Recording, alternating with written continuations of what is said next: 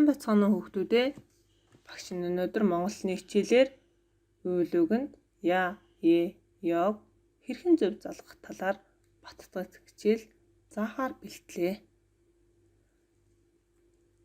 За бүгдээрээ дараах төвөр өгүүлбэрийг анхааралтай уншаад тодруулсан үгийг ялган бичье. За дээр үгсийг ямар төрөөр бичигдсэн болохыг бүгдээрээ анхааралтай ажиглая. Эхний тохиолдолд я, ёгийн өмнө хатуугийн тэмдэг болон зөөлний тэмдэг тусгаарлах үүрэгтэйгээр бичигдсэн байна. Дараагийн тохиолдолд ишгэр төгсөн үг нь шууд залгагдсан байна. Дараагийн үг нь зөөлний тэмдгээр төгсөн үг нь шууд залгагдсан байна. За бүгдээрээ эдгээр үгсийг бичихдээ бичих дүрмээ эргэн саная. Яаж бичихдгийг бүгдээрээ анхааралтай ажиглая. Эхний игнэнд байгаа үгнүүд маань гэгүүлэгчээр төгсөн үг учраас я, ёг залгахад гэгүүлэгчийн ард я, ёгийн өмнө хатуугийн тэмдэг болон зөөлний тэмдэг маань тусгаарлах үүрэгтэйгээр бичигдсэн байгаа. Хоёр дахь тохиолдолд ишгээр төгсөн үг нь залгахад шууд бичигдэнэ. Гурав дахь тохиолдолд эр үг зөөлрдөг учраас зөөлний тэмдгээр төгссөн үг нь я, залгахад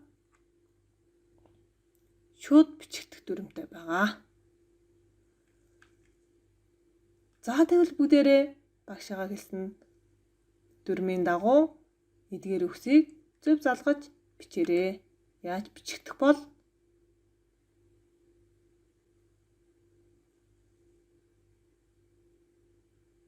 за бичиж дууссан хүүхдүүд багшийнхаа бичсэн зөв хариултаа тулгаараа. Яагаад ингэж бичсэн бол бүгдээрээ анхааралтай харъя. Гэгүүлэгчээр төгссөн үг нь залгахдаа я, ёгийн өмнө хатуугийн тэмдэг болон зөөлний тэмдэг тусгаарлах үүргээр ордог. Харин ишгээр төгссөн үг нь шууд залгагддаг. Эр үг зөөлрдөг учраас эр үгэнд я, ё залгагдана. Им үгэнд е залгагдах учраас им үг зөөлний тэмдгээр төгссөн гэж байхгүй байгаа. За зөв хариултаа өөрийгөө шалгасан бол дараагийн дасгалыг ажиллая. Эдгээр үгтэн я, ёг зөв залгаж бичээрэй.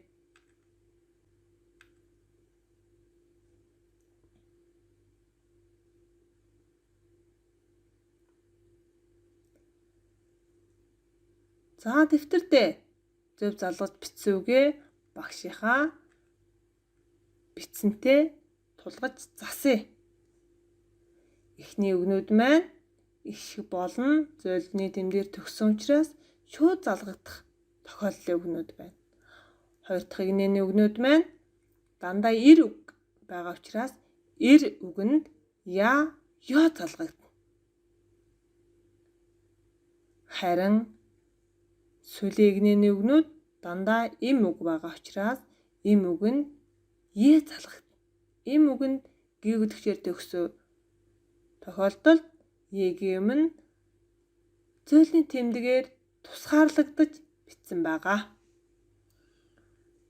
За дүрмээ бүгдээрээ дахиад нэг ойлгож ухаарч уншъя. Тусгаарлах үүрэгтэй тохиолдолд гэгүүлэгчээр төгссөн байдаг.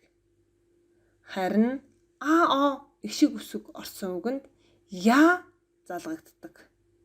Жишээлх юм бол дуул я, хар я. Гэгүүлэгчээр төгссөн учраас ягийн өмнө хатуугийн тэмдэг тусгаарлагдаж бичсэн байна. За ишиг үсэг орсон эр үгэнд ё залгагддаг. Жишээлх юм бол тоол ё. Гэгүүлэгчээр төгссөн учраас ёгийн өмнө ёгийн өмнө хаттуугийн тэмдэг тусгаарлагдаж бичсэн. Харин эм үг нь Е залгагдана гэгүүлэгчийн ард Егийн өмнө зүйлийн тэмдэг тусгаарлагдаж бичнэ. За дараагийн тохиолдол шууд залгах тохиолдол маань ишгээр төгссөн үг нь ёг шууд залгана. Ажилдаа оны эр үгэнд ё залгагддаг. Эм үг нь Е залгагддаг. Илгээ.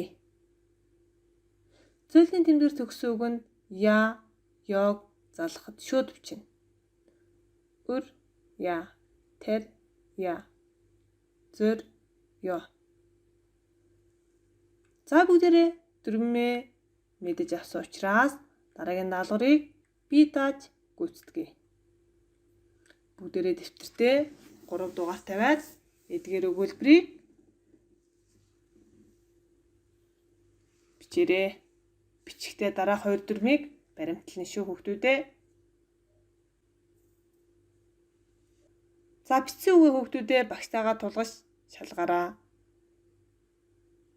Алдаагүй хүүхэд байвал ээж аваараа өөртөө 5 хашуу тавиулаад зургийн дараад багш руугаа илгээгээрэй.